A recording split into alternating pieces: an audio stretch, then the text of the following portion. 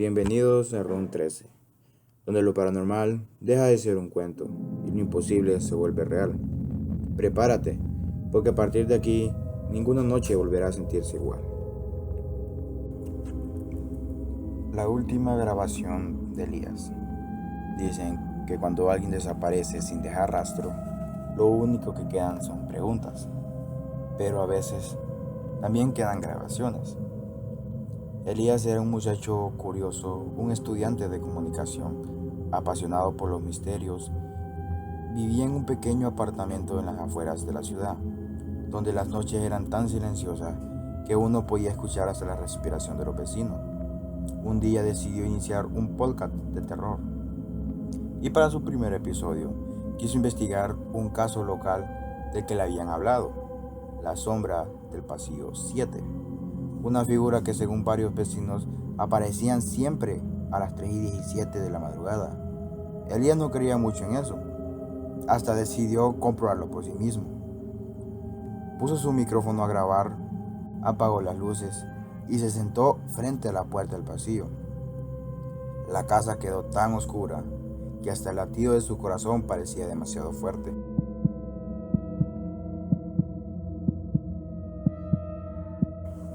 Pasaron los minutos, luego las horas y nada.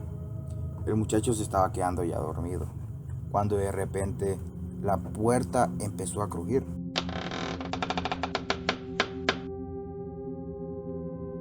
Lentamente, como si alguien la estuviera empujando desde afuera. La grabación captó un susurro. Primero fue bajito, luego fue más cerca y luego justo hasta detrás del micrófono. Elías con una voz temblorosa preguntó: ¿quién está ahí? No hubo respuesta, solo un ruido seco como unas uñas rozando el piso. La grabación siguió corriendo. A las 3:17 exacto, se escuchó un golpe fuerte, un grito ahogado y después de eso, un silencio larguísimo, un silencio inhumano. Al día siguiente, reportaron de que Elías había desaparecido. Cuando las autoridades fueron a investigar, solo encontraron el micrófono aún grabando, la silla caída, pero Elías nunca más se supo nada de él. Lo más inquietante es que cuando las autoridades revisaron el audio, al final, justo antes de que el archivo se cortara, se escuchó una respiración pesada y una voz susurrando: tú eres el siguiente en contar la historia.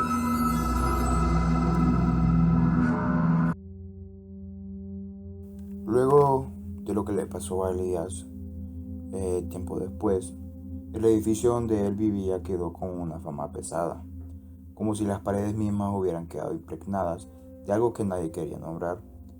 Varios vecinos se mudaron, otros prefirieron no hablar del tema, pero siempre habían rumores, ruidos a la madrugada, luces que se encendían solas, puertas que se cerraban aunque no hubiera corriente de aire. 3 meses después, Lucía, una amiga cercana de Elías y también creadora de contenido, decidió retomar el caso, no solo porque quería saber lo que le había pasado, sino porque el día antes de desaparecer, Elías le había enviado un mensaje de voz que nunca se animó a reproducir. Hasta ahora, el audio empezaba con la respiración agitada de Elías y su voz temblorosa diciendo: si estás oyendo esto, no vengas, no entres al pasillo, él escucha todo. Antes de que terminara, se escuchaba un golpe, un arrastre y silencio. Lucía quedó helada, pero en vez de alejarse, decidió hacer lo contrario, ir al edificio y grabar un episodio especial de podcast usando el mismo equipo que había usado su amigo. Llegó a las 10 de la noche, el lugar estaba vacío, demasiado tranquilo. Subió por las escaleras porque el ascensor estaba trabado en un piso sin luz. Cada paso resonaba como si el edificio estuviera respirando con ella. Cuando llegó al apartamento notó algo extraño. La puerta, que había sido sellada por la policía, estaba abierta, apenas unos centímetros, como si alguien hubiera entrado o hubiera salido. Sin pensarlo, encendió la grabadora y dijo: "Esta es la investigación del caso de Elías Ramírez", susurró. "Estoy entrando a su apartamento a las 10:42 p.m. de la noche. Adentro todo seguía casi igual que como lo habían dejado la policía: muebles cubiertos de polvo, libros tirados, la silla del escritorio volcada, pero había algo más. El micrófono seguía conectado, como si nadie lo hubiera movido desde aquella noche". Lucía sintió un escalofrío, se acercó y vio que la luz roja del equipo parpadeaba. Estaba grabando. "Hola", murmuró, sin saber a quién le hablaba. La luz parpadeó más rápido. Fue ahí cuando escuchó el primer sonido, uñas rozando el suelo desde el pasillo. No venían desde el interior del apartamento, sino del mismo pasillo 7. Lucía giró la cámara hacia la puerta entreabierta. La oscuridad parecía viva, densa, como si algo se moviera dentro. "Elías", susurró como si esperaba una respuesta. Y la respuesta le llegó, pero no de él. Un susurro profundo, distorsionado, como si saliera de una garganta demasiado vieja para hablar. "No digas su nombre".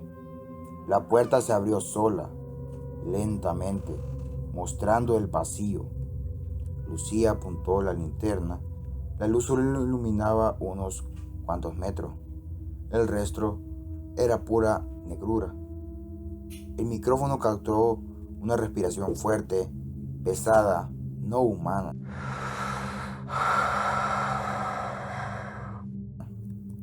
Lucía, temblando, dio un paso hacia el pasillo. La oscuridad retroció, como invitándola a entrar.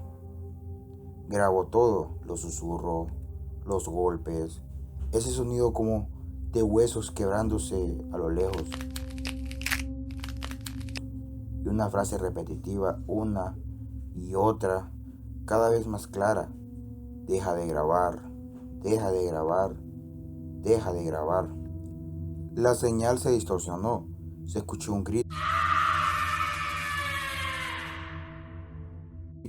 luego silencio. A la mañana siguiente, un vecino encontró el micrófono tirado frente al apartamento. La grabación seguía corriendo, pero Lucía ya no estaba. El equipo registró los últimos durante 6 pasos arrastrados, un golpe seco y una voz completamente distinta a la humana que dijo: "Ahora, contá mi historia vos". Desde entonces, el pasillo 7 volvió a quedar vacío. Algunos dicen que si escucha las dos grabaciones juntas, al final se oye el mismo susurro de ambos llamando a quien la reproduzca. Y dice que si la escuchas a las 3:10, alguien toque la puerta de tu casa.